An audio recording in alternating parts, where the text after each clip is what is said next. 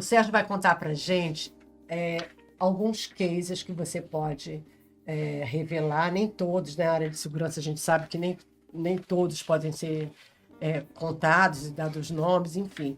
Mas, assim, de maneira prática, o que o Cian tem ajudado as organizações, Sérgio? Maravilha. Os casos, exemplos, nomes, a gente tem alguns casos públicos na Europa, bastante relevantes porque a gente está explorando aqui no mercado brasileiro. Eu vou deixar para o Fernando, logo após a minha fala, ele tem uma boa experiência para explicar como são esses casos, quem são esses clientes. E por outro lado, eu acho que o mais importante é mostrar como e de que forma esse diferencial que a Thales tem vem sendo utilizado por esses clientes. Então, basicamente, a gente falou muito de consumidor aqui. É óbvio que a gente consegue atender o mercado consumidor, né? Com um cliente interagindo com o portal web porque quer fazer uma compra. E vamos extrapolar um pouco isso. Um cidadão que quer usar serviços governamentais entrando num site de governo. Um cliente usando uma companhia aérea, um portal de um laboratório que fez um exame. Todos esses cenários, eles são relevantes e a gente consegue atender.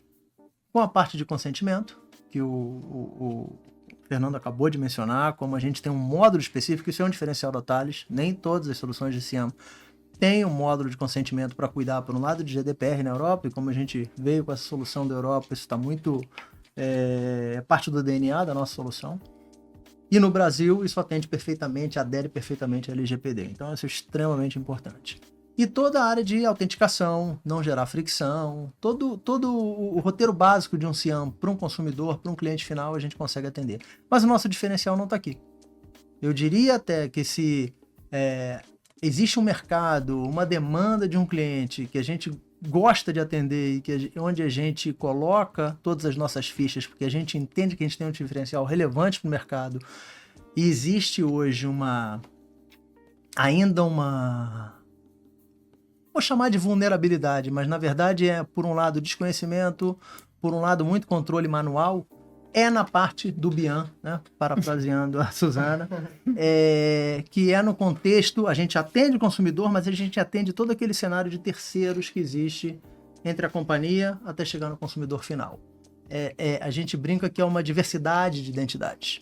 Então, a gente tem o broker, o agente para o mercado de seguro. Vamos falar um pouquinho de cidadão?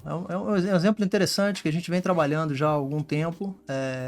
Leva um pouco mais de tempo porque tem a ver com governos e são processos mais lentos, mas uma mãe que queira conseguir um atendimento médico no hospital público para o seu filho e já começa uma interação digital, ela não só tem que fazer esse agendamento digitalmente, o governo tem que dar subsídios para validar que ela é mãe do filho dela, do garoto. Como é que você correlaciona essas duas identidades? Uhum. Já começa por aí uma complexidade interessante que a gente menor, consegue endereçar. Exato.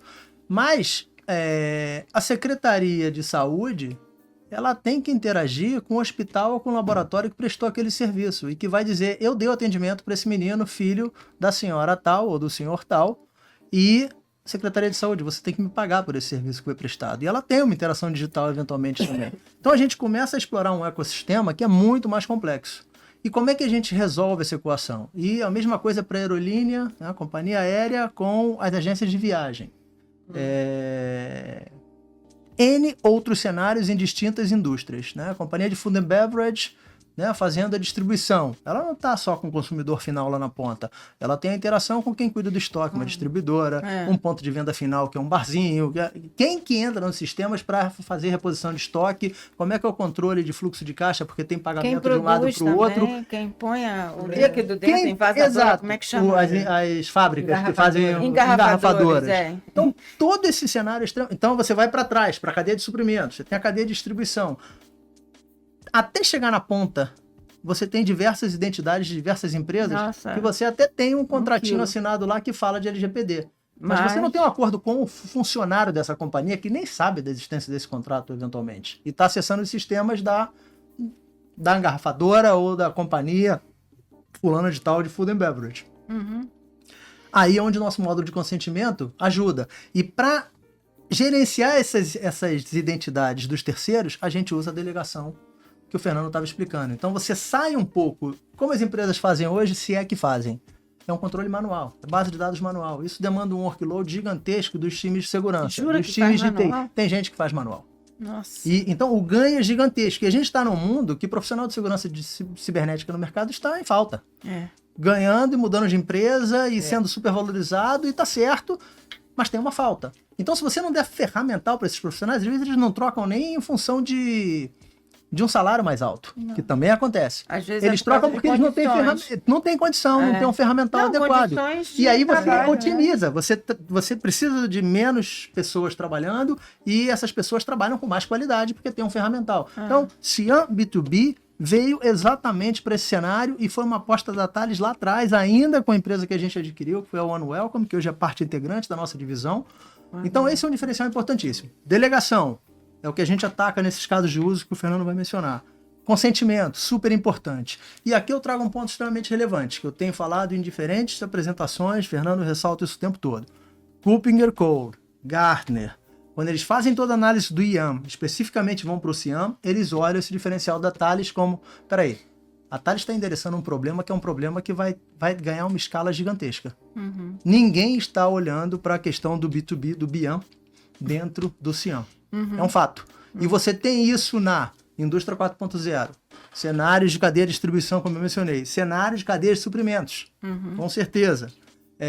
Indústria de seguro, os diferentes bancos, trabalhando com bancos, quer dizer, todo um cenário que a delegação e o consentimento ganham uma relevância gigantesca.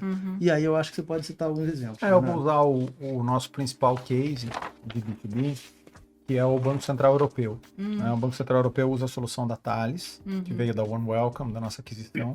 E ali é um case muito claro, né, de B2B, porque o Banco Central não tem consumidor final. Não tem um aplicativo que você abre com uma conta. Isso são dos bancos.